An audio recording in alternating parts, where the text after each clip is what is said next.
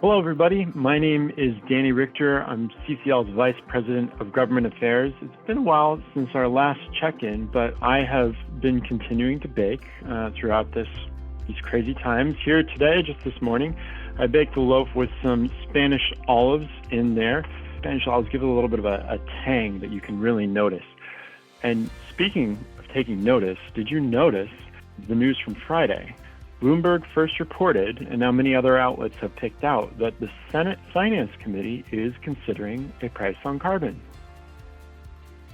Specifically, the Bloomberg piece reported, and the source document from the Finance Committee confirms that they are considering a carbon price starting at $15 per ton and escalating over time, paired with rebates or other direct relief for low-income taxpayers, as well as a border carbon adjustment. Now, do you know of any organizations who have been advocating for a $15 carbon price escalating over time with a border adjustment and rebates? I can think of one. That's been advocating for that. So how did this happen?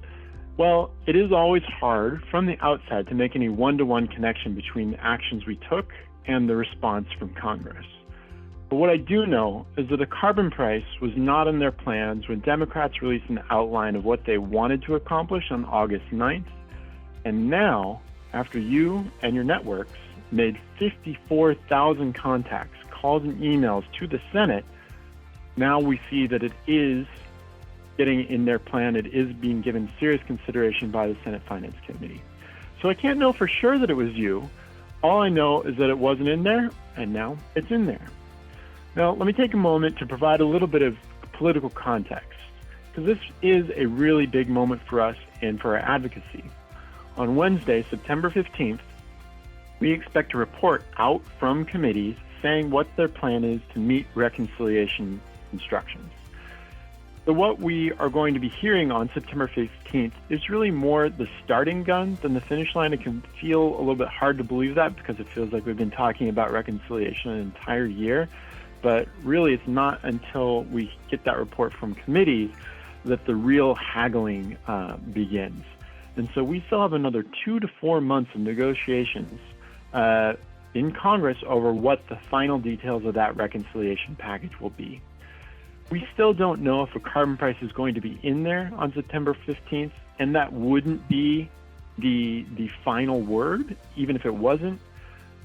But it is more likely that a carbon price is a part of the final package if it is in there on September 15th than it isn't. And so that is why it's so gratifying, so exciting to see confirmation from the right committee in the Senate that they are giving serious consideration to this.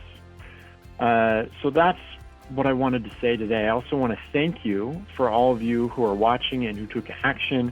It really does brighten my day and lighten my heart that we are seeing this consideration, and it bodes well for our goals in the near future. So now let's close this with an action. Starting this week, we will be contacting the President and keeping up pressure on the Senate about carbon pricing. So visit cclusa.org/whitehouse, that's white-house, to take action.